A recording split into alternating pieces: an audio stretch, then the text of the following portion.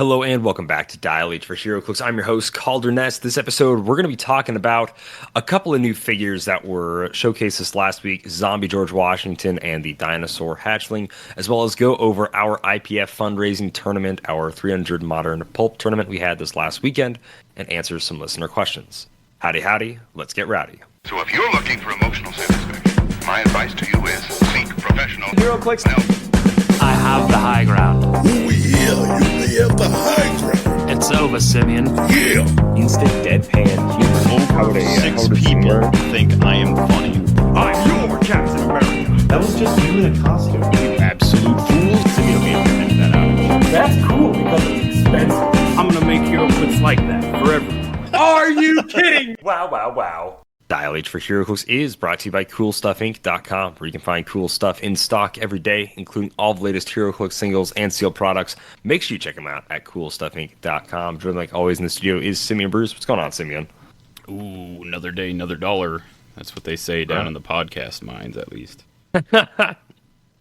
Chipping away at audio and true crime or something. Finding nuggets of audio that are just gold and people want to savor. Anything we can do.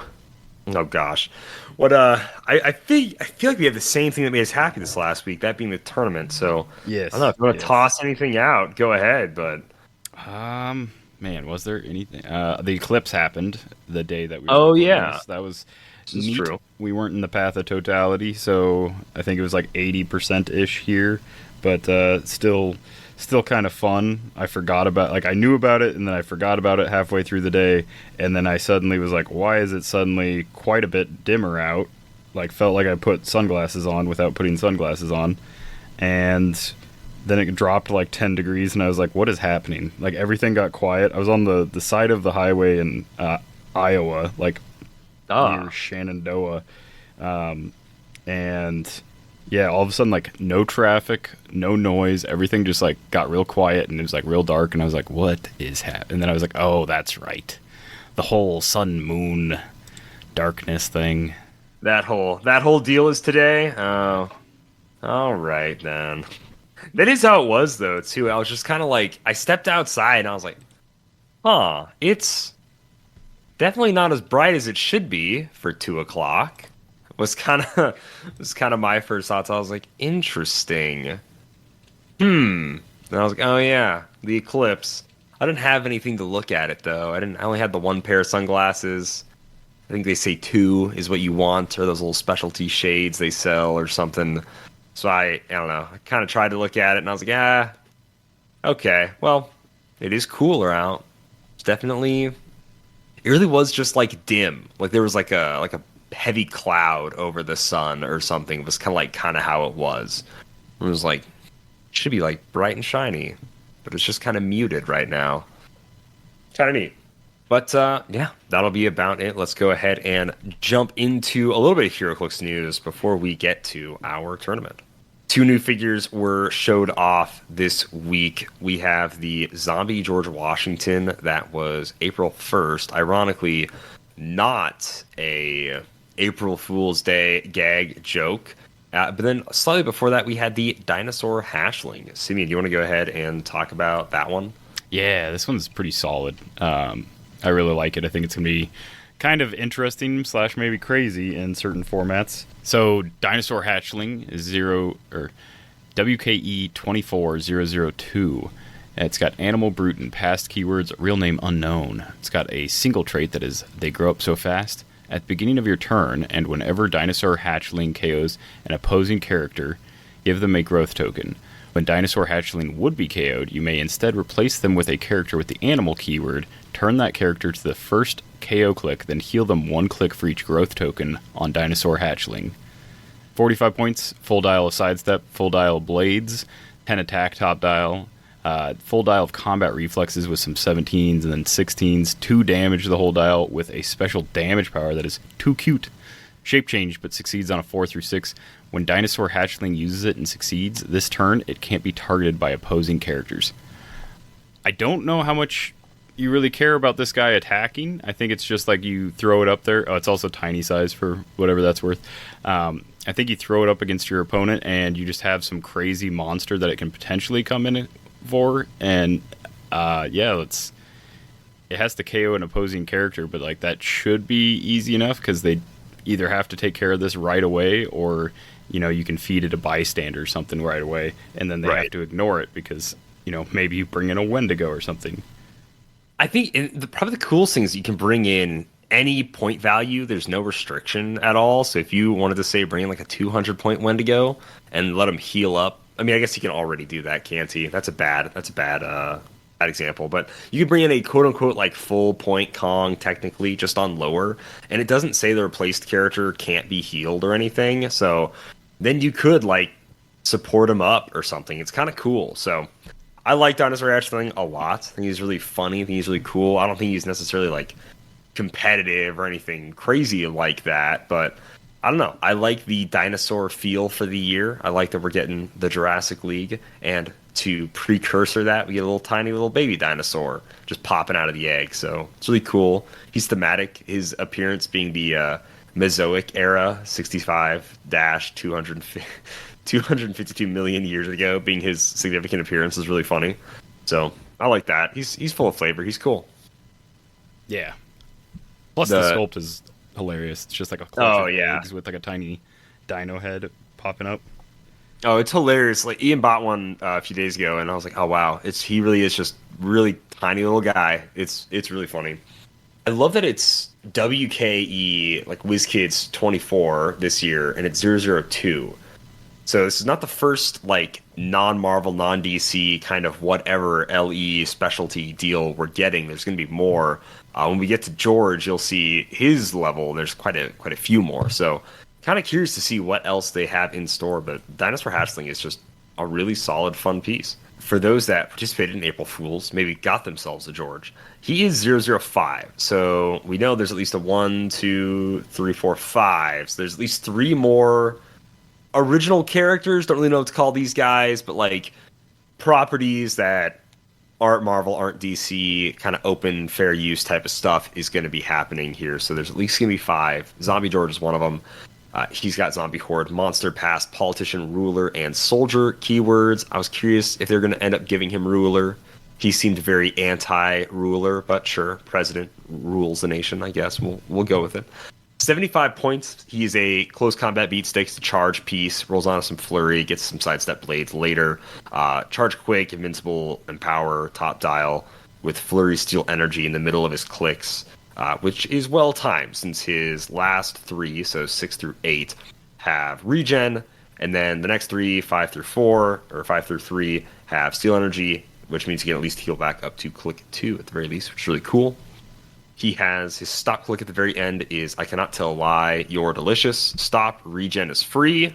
Very solid, so he can regen is free, heal 1 less, whatever, maybe go to click 6. Power action regen, get him back up there. And then he's got a couple of traits. The first president and the first zombie. Leadership succeeds on a 4 through 6. When Zombie George Washington uses it and succeeds, after resolutions generate a grave hindering terrain marker adjacent to a friendly character. Grave markers coming back, ladies and gents. He's a little too high points to maybe be some tech for your Black Lanterns, but there are more grave markers that are happening and potentially more grave-related shenanigans. And then his second trait is Zombie Bites from Wooden Teeth. Poison. When Zombie George Washington uses it, characters he hit this turn can't reduce the damage. So he's always dealing 1 by poison. Can't be reducing any of his poison damage. Biting you with his wooden dentures. Kind of funny.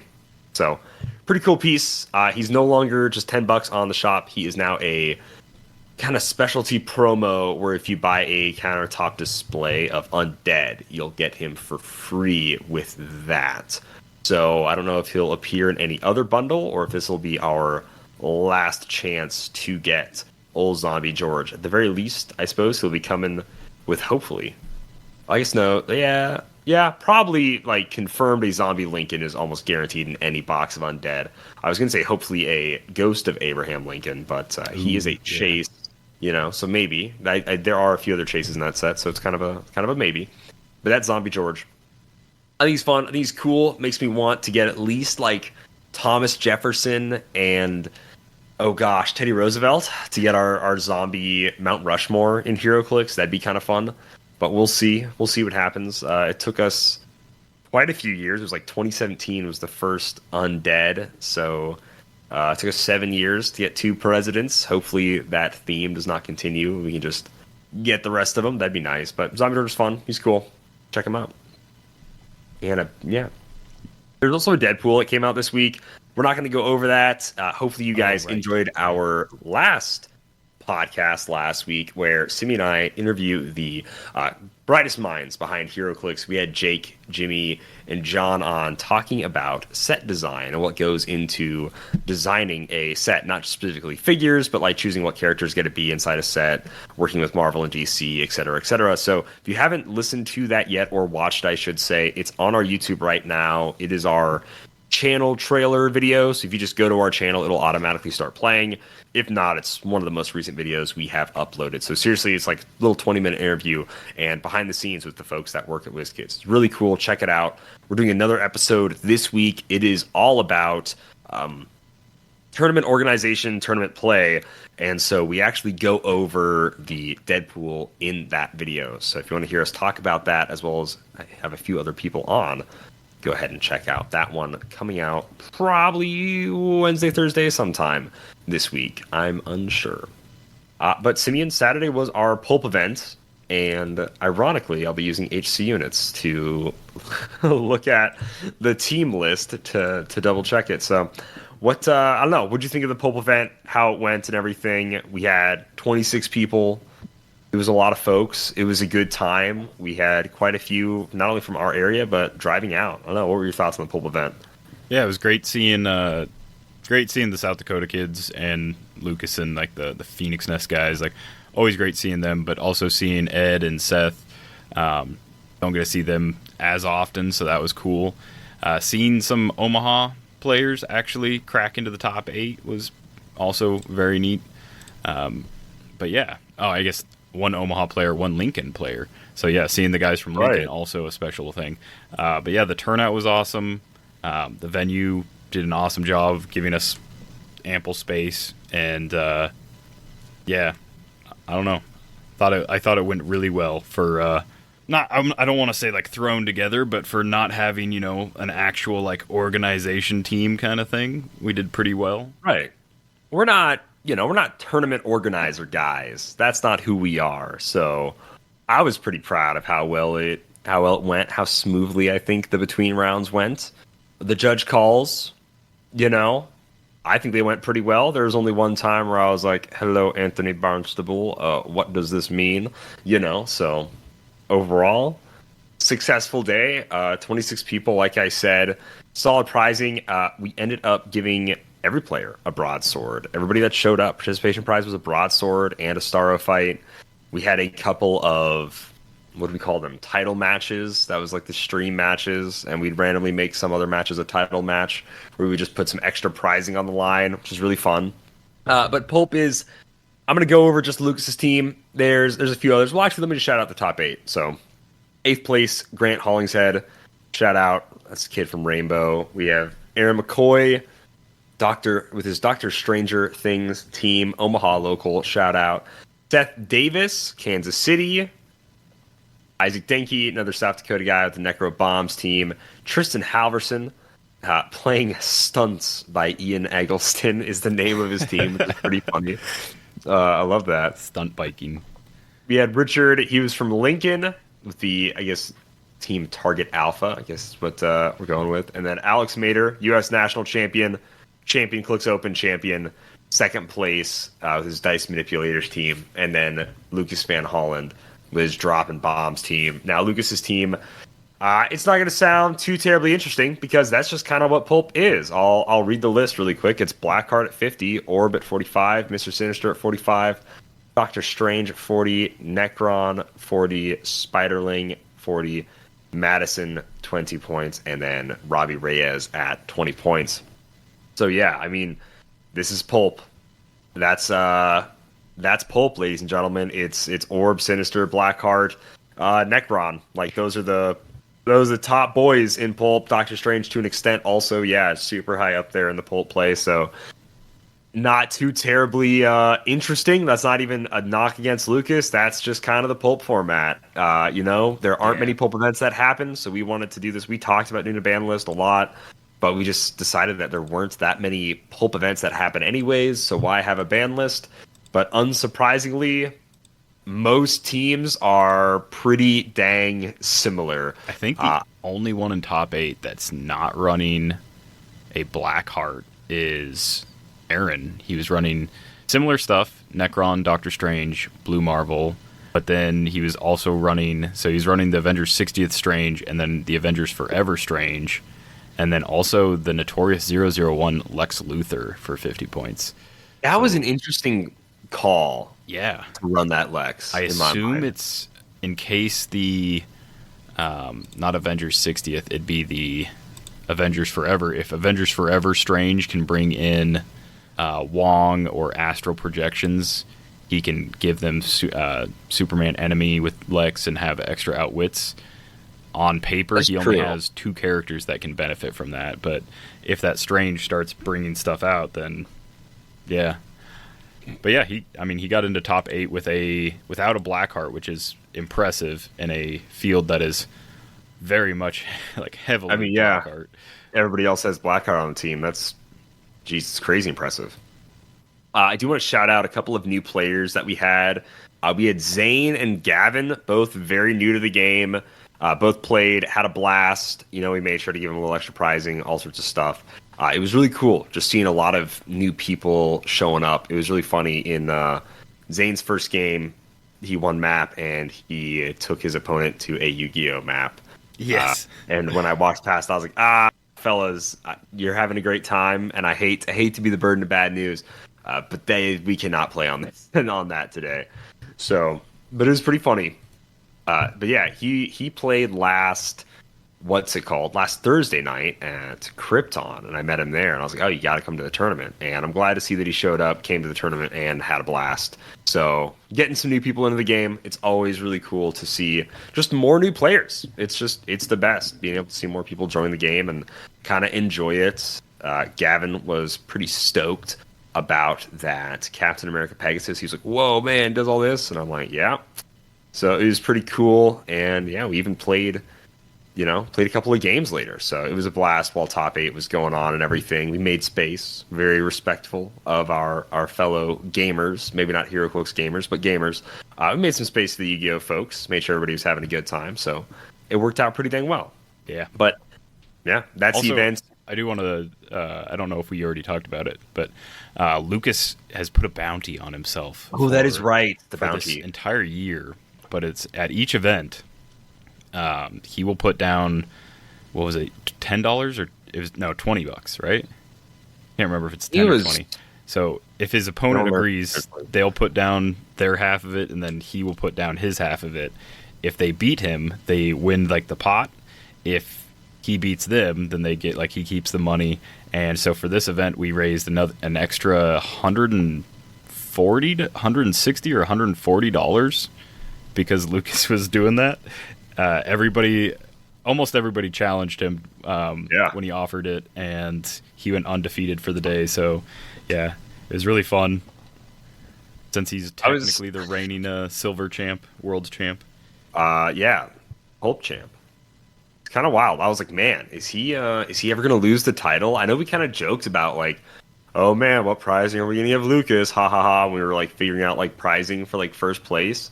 But then, yeah, he ended up winning and then also retained his Pulp Championship. Never lost a single day. Never lost a single round, I should say. A single game that entire tournament. So big shout out there. Raising more money for the IPF.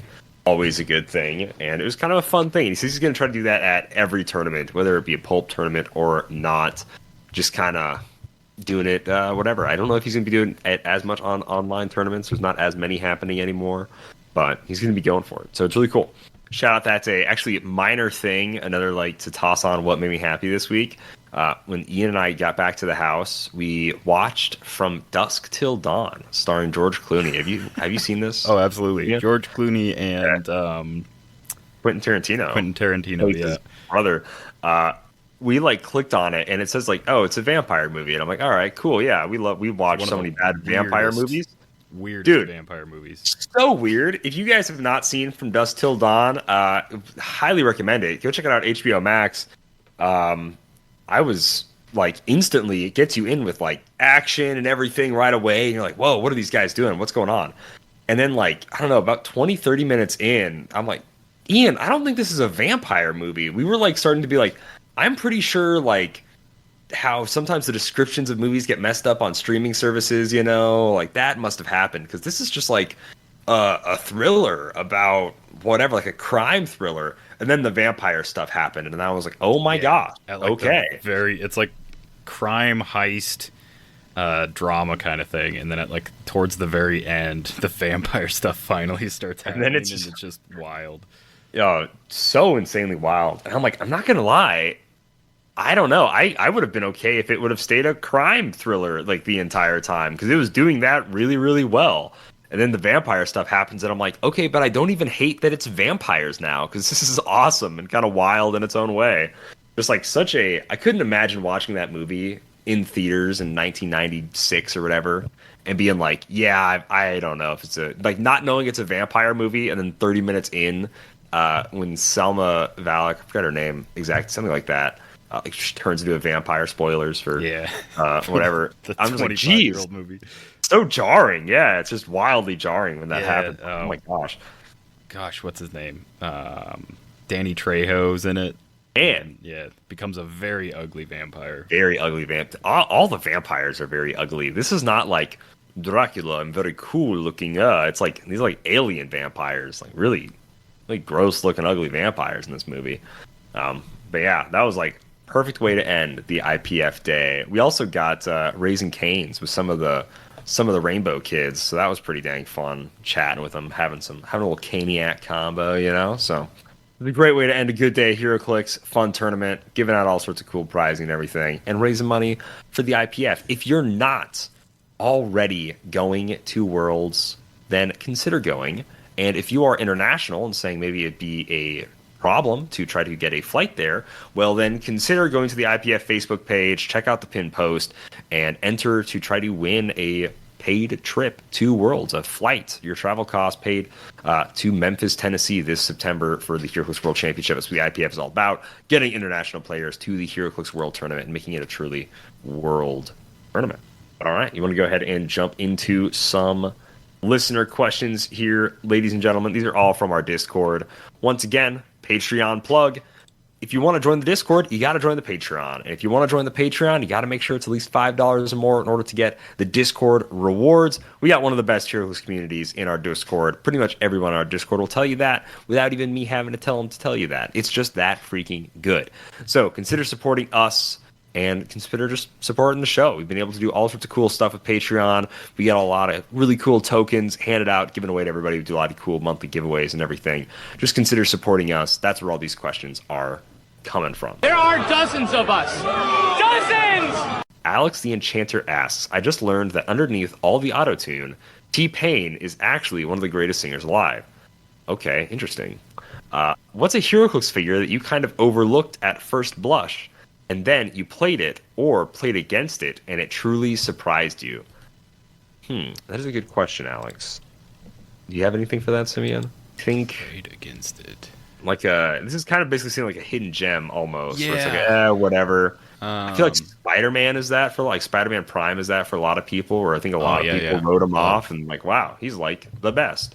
Kind of overlooked when you played it or played against it. I'll say like a slightly older one, but Mary Jane from Spider-Man Venom Absolute Carnage. On paper, it was like, oh, okay, like doesn't do much, like makes bystanders, but then like once you realize, like, I don't know, once it started getting played a lot more, and then you realize like the action economy that it had and stuff, it was like, oh, this is actually insane for 15 points. Maybe some people saw it right away, but I definitely was just like, it's like a cool like gimmick thing. And then after playing it, I was like, oh, this is kind of abusable. So actually just does a stupid amount of stuff. I guess I'll go for an older pick as well. The War of the Realms Rocket Raccoon. When I first kind of saw him, this is like the winter energy explosion. His whole outwit that like pings someone for a damage and all that. Oh yeah. I like completely wrote him off, and then like he really messed up my team one week, and I was like, oh dang, maybe this Rock Raccoon is the pretty first time I dang played against that was at the Kokomo event, and yeah, I minimized it a little bit, but like seeing how deadly he could have been had I been running like literally any other team, that was kind of crazy. Yeah, because it was just that animal team back in the day. That animal team was so good too. Oh, shout out Ethan. Ethan loves his animal teams. Wesley R asks, Inspector Gadget Iconics. What would you like to see in that? Man, if they're gonna do it, I want it to be like the Happy Meal toys that we got, where it's like build a figure. You get the arm, the leg. I don't know. Is there anything Inspector Gadget can't do? I know his like big thing's got to have the propeller hat, right? That thing. That's I feel like the most iconic. Maybe some bendy arms, Right. but the propeller hat is up there. I don't know. It's been so long since I've seen any Inspector like- Gadget media. He was like a Deus Ex Machina thing where he just had whatever gadget he might need for that situation, he would just pop it out. Yeah. Ultimate pick a power piece. Is Inspector Gadget the ultimate pick a power? I think so. figure? Yeah. I Yeah. feel like some crazy pick a power or like really solid version of like shifting focus would work too. Okay. Go Gadget blank and then boom, choose it. Who's this villain? It's like the claw, Yeah. right? Dude with the big old claw hand. Gotta have the claw. Gotta have his the villain. cat.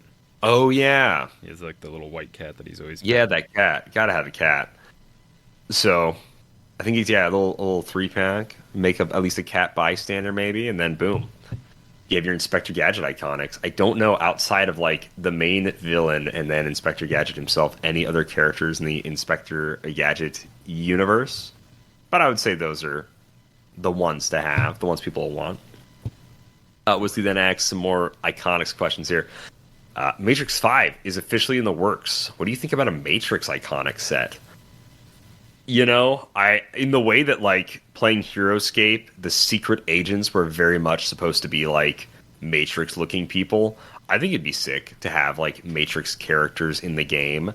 A Neo that like kind of sucks and like gets better would be cool. A Morpheus, that'd be sick. Is it Agent Smith? Is that that's Hugo Weaving's character? Hugo Weaving, yep. Okay. Yeah, gotta have him, and then like, I don't know, multiple man type ability, maybe. I think for poses, we have to have the most iconic pose of like him dodging bullets, or not dodging, but like the bend over backwards, like Neo dodging the bullets and stuff. And then for Hugo Weaving's character, the hand outstretched with like a wall of bullets being stopped would also be really sick. So I think that would be really, really, really cool. I've only seen the first Matrix, so I don't know about 2, 3, and 4, I guess. Yeah. So that the first Matrix, the Hugo Weaving thing where he like multiplies. I think that's the third one. Oh, okay. Well, where like Smith like starts infects the other agents, then he starts like infecting all the other programs in the Matrix to like copy himself. The first one, I mean, obviously, you get like the crew of the Nostromos. Then I don't remember the name of their ship. You get like the crew that breaks Neo out. oh, okay, yeah. The second one, for some reason, I remember that like there's the twins, the weird ghost twins that could like phase through walls and stuff. Oh, okay. And Morpheus had like a samurai sword in that one, so that's what I remember from that one. Then the third one, they do like the big battle scene where, what's the name of Zion? Is the name of the city. The machines break through like the walls into Zion, and they've got those giant like mechs with 2 like giant cannons that they just start blasting like the machines down with. Those would be pretty sweet. I don't know how you do that without doing like a 2x2, but Yeah. Well, another Kong iconics, but it's those massive things.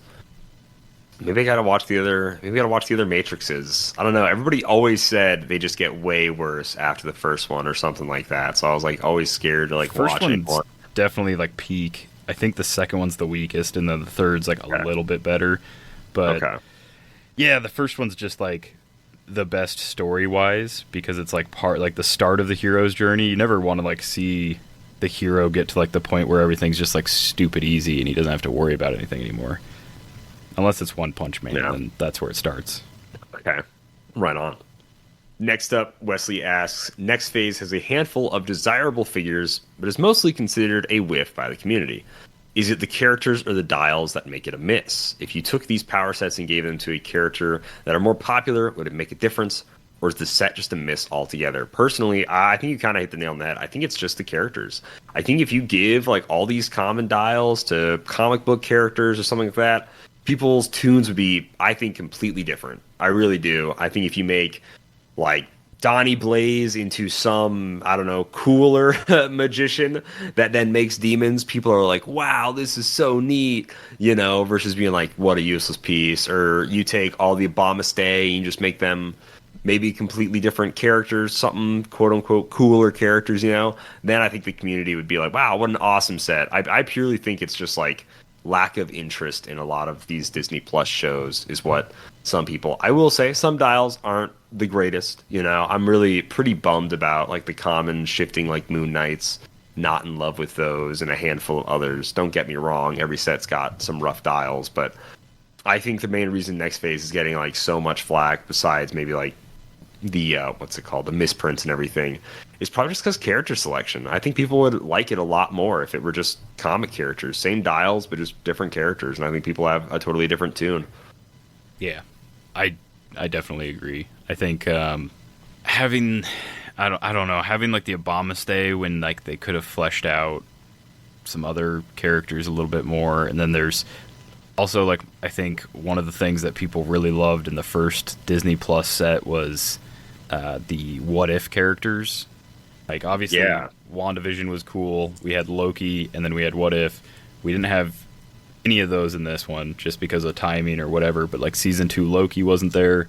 WandaVision obviously never got a second season that like that turned into a movie, and then What If season 2 I don't, that like started after this set was announced or after the set was like released. I don't remember the timing on it, but I feel like What If season 2 was just way too behind to be added. But there's like so much cool stuff in that I'm sure like I was hoping for, even though I knew it wasn't gonna probably be in there. Yeah, I mean, the timing of What If season 2 being so close to set and people getting their hopes up when like realistically 2 months before a set is set to like release, no way, you know, for What If season 2. And then like not that there was really much to pull from Echo. Pretty much what you could pull from Echo was like already in the set, being just Echo and Kingpin. So like that's not really a big miss there. But then yeah, like it just, the character selection just wasn't as great. I definitely think the one improvement I could think of is, say, maybe get rid of some Abominstay or some of like the extra characters that are printed several times in the set, and maybe do like the rest of the hunters from the Werewolf by Night stuff. I think everybody pretty much agrees the Werewolf by Night stuff is some of the coolest stuff in the set. I want to say, I think so, probably yeah. everybody like things like that way. At least I think it is. So I think if you like were to do all the hunters, even though they don't get that many lines or really do too terribly much, some of them die pretty quickly. Some of them have some characteristics where you could say like, yeah, the big, I think the 100 like dies almost right away, but he talks big game to Jack Russell a bunch, and then he has like a big axe and stuff. So there's definitely plenty I think to do with those characters. It would have been nice to be able to see all those hunters and maybe even the generic guard guys that were in the Werewolf by Night. I don't know what you call them, the Bloodstone guards or something. The fodder, basically, that Werewolf by Night just wrecks in the last half of the special. But that would have been really cool. Just more Werewolf by Night stuff, lean into like the really neat properties. That'd have been really fun. Yeah, I agree. I don't Next know. up. I'm just hoping they continue making them, because I think, hope so. Disney Plus is like a really good avenue to pull interesting stuff from, and I'm surprised. Like, I have to assume at some point we'll start getting like MCU like movie property stuff again, right? Hope so. I really hope so. At the very least, for some of the upcoming films, if we do end up getting like a Secret Wars, like please, it'd be awesome to get some movie stuff for that. If we do end up getting, I mean, Thunderbolts is filming, and then Captain America: Brave New World. I would love to get sets of that stuff. Like, it would just be really freaking cool. So I hope we start getting like MCU movie stuff again. We haven't gotten any MCU movies since Eternals, and I think we can pretty much guarantee like Gravity Feed sets are pretty much dead. We haven't gotten one of those since Eternals either, which was old sculpt sizes. So I don't know if they are going to make new sculpt size like Gravity Feed sets, and that's how movies have primarily existed, was through Gravity Feeds. So fingers crossed. I would really love it if they did a Infinity Saga, 10, whatever it is, like 13, like 16 years now, 16 years of Marvel movies or something like that, and do a Infinity Saga, like full booster set, Iron Man 1 through Endgame to now even, would be pretty awesome. So, like, something like that. There's a ton of just MCU content, and it would be great to get all of it. But at the very least, yeah, keep making the Disney Plus sets, because What If Season 2, I also like Loki Season 2, and then, what's it called? X-Men 97 has been an awesome ride. So, like I think people are definitely hoping we get some of that, because this is like, pretty borderline the coolest we've seen some of these characters in X-Men 97. Cyclops, I think arguably this is like the coolest Cyclops has been, as someone that doesn't read X-Men comics in a while. I don't know. He's doing a lot of really cool stuff with the beams, and I'm really liking his character in it. So yeah, it's really fun, and like the animation's incredible. Whoever made the like artistic choice or like the directorial choice to have him use his beams defensively, like to maneuver and stuff, is very fun, very cool. Just all episode 1 letting Cyclops go nuts in that room. Does open up a question. It's like, wild. Is his suit equipped with some sort of adamantium like neck brace, or is he just constantly giving himself like whiplash, like slamming his spine backwards like that? The strongest neck in the Marvel universe, Scott Summers, I guess, because no kidding, dude. The force it has, nuts. And then Wesley asked, forgot to do this. With Deadpool and Wolverine around the corner, design a 200-point fanboy dial for Deadpool and/or a duo figure for Deadpool and Wolverine. Oh man, we might have to come back to that one. May have to. Yeah, I have to save that one for later, because it would be kind of fun to do it. But as far as duo, I think a good starting point would be looking at the Wolverine X-23 duo, taking something like that, updating it, getting it to that 200-point level. But yeah, that's a big one. That's a big question. I think you could definitely make a 200-point like Deadpool fanboy dial with the whole healing and regeneration, all that jazz. I think it'd be a pretty easy one. I don't know. What I mainly hope we get from Deadpool Wolverine, or Deadpool Weapon X, I should say, is that we just get a Deadpool that is classic. I shoot people, I stab people, Deadpool. Some regen power, but mostly like shooting, stabbing. Because all the Deadpools we've gotten since like the last Deadpool set have just been kind of just goofy, fun little Deadpools. Like Cake Deadpool isn't just normal shoot, stab Deadpool. What's it called? Waterworks, whatever, floaty Deadpool. That's not like a normal Deadpool, The duck really floaties. Hope we get duck floaties. Like we hope we get a really classic, I shoot people, I stab people, Merc with a mouth Deadpool. That's what I'm really hoping for. So I agree. Yeah. Carnage Bruner asks, what legacy card would you want most for Deadpool and the X-Force set?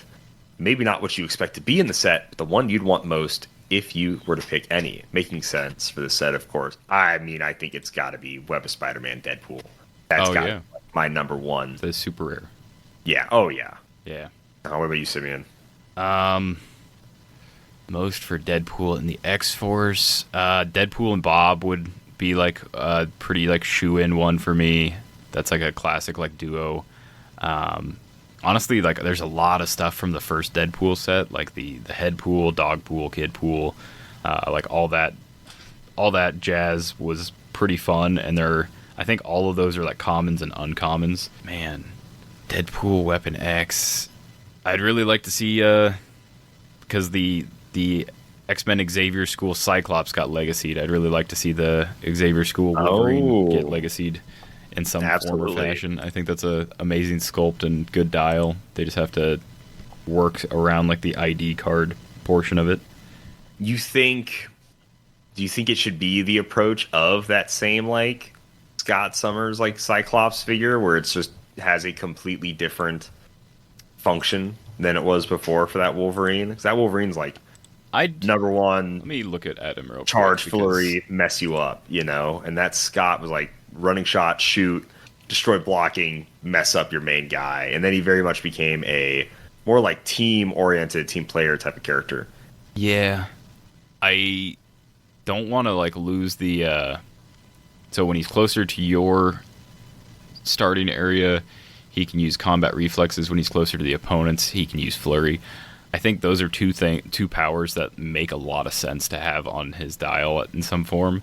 So if that was just traded, he can use flurry and combat reflexes, or if it just stayed the same, I think that's like the one thing I would keep like for sure the same. And then I do really like the stay away from my students. That's like free, make a close attack, but only to target someone that hit a friendly character with the X-Men. That's very in character. That makes a lot of sense for both of them. And I always liked that part.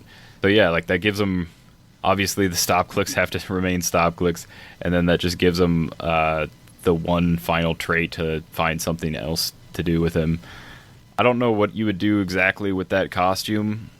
Like there's nothing, like there's not a specific thing that you would have to do with it trait wise, but I don't know. It gives you a lot of options not using ID cards. It saves a lot of text not using that stuff. 100%. 100%. Luke asks, in recent talk, Dial H had with WizKids, they mentioned that some sets don't need to be based on a team or a story arc, like Avengers Forever or Next Phase, but they can focus by really being a love letter to the character, like Wheels of Vengeance being a love letter to Ghost Rider. What character do you think has the least represented family of characters in Heroclix? And then I'll kind of add, like, that would make for a good, love letter to a character type of set. This is a tough one. Least represented family of characters in Heroclix. Could be your boy. That seems... Honestly, see, I'm trying to think of somebody else besides my boy, but really... I think back of the last time. Pretty unfleshed out. Like, yeah. Yeah, like, okay. All right, ladies and gentlemen, we'll go. I'll pop off, I guess. Captain America, we have so few of his actual characters that make up his, I guess what you would call like the Captain America family. We're missing just a ton. So, and the ones we do get don't often share a keyword with Captain America.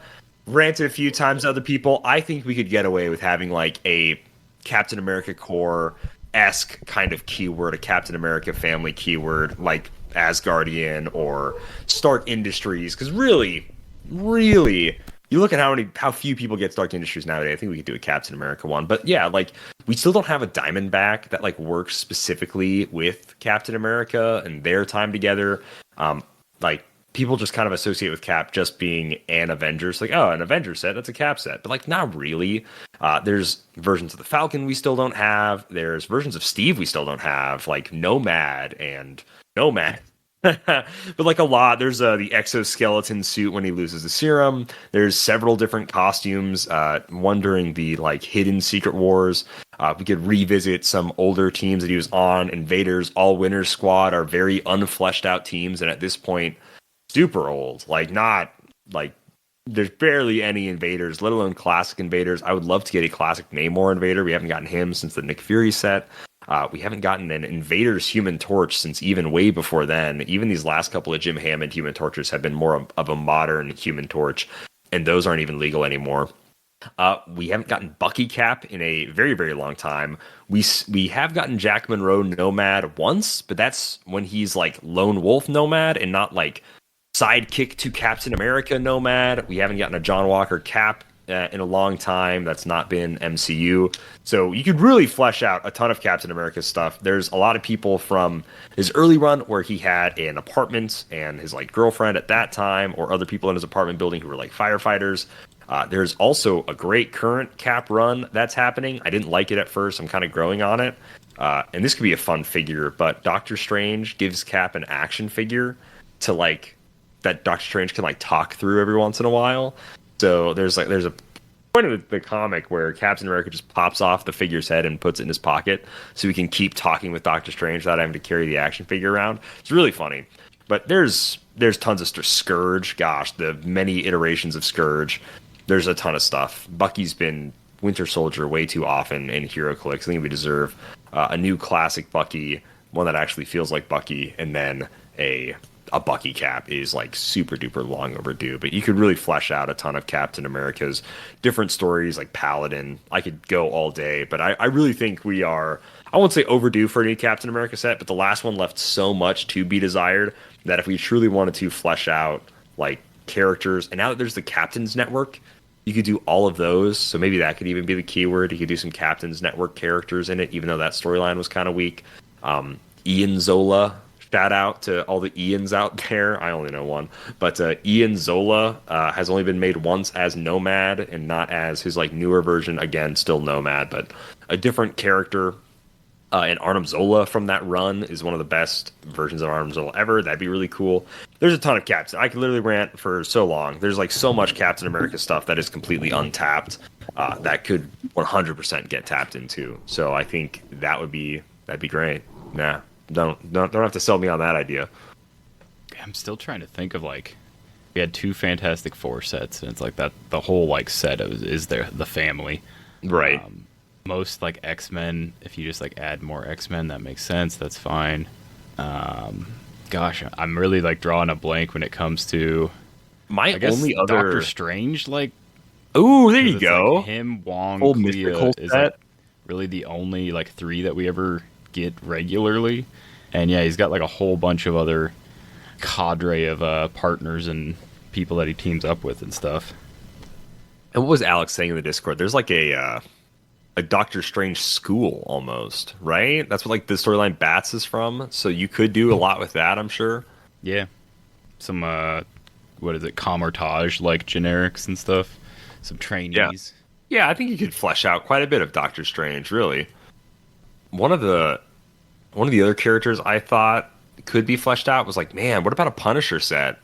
And then I struggled to name like any character besides Microchip that like Right. is a like Punisher like Microchip, ally. Soap, the one female FBI agent lady. Yeah, just Not Rachel. The other one. Oh, okay. Yeah, I was there's- like collabs. There's the people from the apartment that the Thomas Jane Punisher was like based on. Oh yeah. He's got a lot of good villains. Well, I should say interesting villains. They're not good because most of them die. Like, obviously. I was about to say, yeah, Punisher doesn't really have a great reoccurring rogues gallery. I just know of cadre the of villains, as Scarface the kinda Peacemaker guy. show says. Yeah, yeah, that's right. So Yeah. I guess you'd have to flesh out a ton with like Marvel Knights stuff. Is probably what it would have to end up being. But yeah, Luke, I'll shout out Miles Kane does give his answer, and he says Aquaman could be a really good one. And yeah, we've gotten 2 Wonder Woman sets, Gravity Feed a main set, a million Batman sets, handful of Superman sets, tons of Justice League sets. We've never gotten an Aquaman set. Got some Green Lantern sets. Maybe if we finally get old Aquaman his own set, a very very sea creature based set. Yeah. And then last question, Spidey Luke asks, do you think instead of +1 to Super Senses rolls, should the Spider-Man TA / Wonder Woman TA just give protected outwits? No. No. I don't think, definitely not. Maybe if you said like just protected outwit for Super Senses, even then I think the +1's like fine. It gets annoying at times, that's for sure. The +1 to Super Senses. Super Senses is already such a strong power. But definitely shouldn't give protected outwit. That's really strong. Got to be reserved for the Cosmic Boys. Spider-Man ain't on the Cosmic Boy level. Most times. Yeah. I think Spider-Man Prime, where he has like protected outwit on like a power that includes super senses, is good enough. So yeah, I don't like the idea of a super senses that can't be outwitted all the time. And I really don't like the boosted super senses either, because it does get really annoying. But the one benefit is there is like that one power that counters it completely, and that's outwit. Because Precision Strike doesn't completely get rid of super senses, so need something. Exactly. I'm pro. We revert back to 2013 Precision Strike with no super senses, no mastermind, can be multi-targeted, still reduced below 1, all that. I want OP Precision Strike back. I missed overpowered Precision Strike. That was a good time for me. I loved it. Bullseye, just hitting 3 people for 1, no mastermind, no senses, nothing. Oh, it's a good time. It's a good time to be alive. But all right, ladies and gentlemen, that's it. Those are all the questions we have for the show. So remember, if you want to write in any questions and you're not on the Patreon, you can send us an email at dialhforheroclix@gmail.com or send them to us on Facebook, Dial H for Heroclix Podcast on Facebook. Not already subscribed to the YouTube channel, make sure to go check it out. Subscribe to the YouTube channel. We're going to have all those really cool WizKids podcasts are going to be uploaded there, as well as you can see all our cool videos and live streams whenever we go live. Shout out, San Antonio, Texas is another IPF tournament that you guys should definitely go to if you're in that area, and that is going to be April 28th. So make sure to check that out, ladies and gentlemen. That's all I got for you. And keep an eye out on their channel. Now I'm drawing a blank. Alpha Strike, jeez. Yeah, keep an eye out on Alpha Strike if you want to watch and see like how that tournament takes place, what exactly people are playing. I assume it'll be very similar to what people played at ours. Nothing new's coming out, so unless they just got a completely different meta down there, I think we'll see a lot of the same. But if you would like to get into some pulp, know where a good place to do that is? CoolStuffInc.com. That's right. You can pick up all the singles your heart desires, common through rare. That's what you need for pulp. So check them out at CoolStuffInc.com. They've got the latest Heroclix singles and sealed products. As of yet, still no Kevins for sale, but they have everything else. And if you use code DIAL5, you can save 5% off your order when you order through them. Or you can go straight to the source at shop.wizkids.com. Use code DIALH10 to save 10% off. That's how you get those dino hatchlings, and those resurrected George Washingtons, zombie Washingtons, whatever. But yeah, use code DIALH10 when you're shopping on shop.wizkids.com to save 10% off some of your Heroclix orders. It's mostly just older sets and things that aren't specialty items or like pre-orders, but it does work on some stuff, so might as well try it. And ladies and gentlemen, for all your Heroclix needs, videos, podcasts, reviews, and more, make sure you dial H. Like always, happy trails. So if you're looking for emotional satisfaction, my advice to you is seek professional Heroclix. help. Not going there. That's how numbers work. Over 6 people think I am funny. I'm your Captain America. That was just you in a costume. Well, the rest